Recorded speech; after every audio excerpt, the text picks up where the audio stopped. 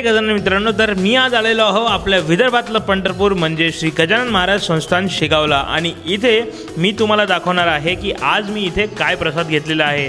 तुम्हाला माहीत आहे की नेहमी निशुल्क प्रसाद दिलेला जातो श्री गजानन महाराज संस्थान येथे, पण मी आषाढी एकादशीच्या टायमाला गेलो होतो। जर तुम्ही आषाढी एकादशी किंवा गुरुवारी किंवा एखाद्या उपवासाच्या दिवशी जासाल तर तुम्हाला हा प्रसाद खायला मिळणार आहे, ज्याचा टेस्ट अतिशय अप्रतिम आहे। मी इथे ट्राय केली साबुदाण्याची उसळ, भगर, आमटी आणि त्यासोबत केळा। आणि तुम्हाला जर मी सांगू तर विदर्भामध्ये साबुदाण्याची उसळला उसळ म्हणतात, पण इतर भागात महाराष्ट्रामध्ये याला साबुदाण्याची खिचडी असे म्हटलं जातं। आणि श्री गजानन महाराज संस्थान इथे तुम्हाला निशुल्क प्रसाद दिला जातो, ज्याचा टेस्ट अतिशय अप्रतिम आहे। आणि हे खाल्ल्यानंतर तुम्हाला खरंच एकदम मन तृप्त होण्याचा अनुभव येणार आहे आणि हे तुम्हाला पोटभर दिलं जातं। आणि मी असं सांगतो की मला नाही माहीत की पूर्ण भारतामध्ये श्री गजानन महाराज संस्थान सारखी एखादी संस्था असेल जिथे निशुल्क प्रसाद दिला जातो, तो पण एकदम स्वच्छतेने आणि हायजिनिकली।